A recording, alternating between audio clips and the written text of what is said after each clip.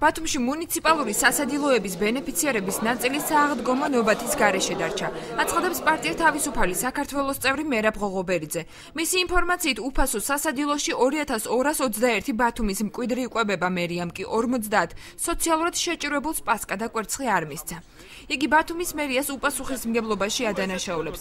ბრალდებებს აიპი ბათუმის მუნიციპალური სასადილოს დირექტორი პასუხობს.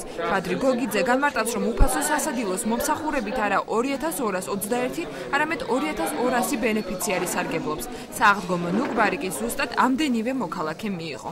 ბადრი გოგიძის ინფორმაციით სულ 2200 პასკისა და 4442 კვერცხისთვის სამსახურმა 10000 ლარი დახარჯა.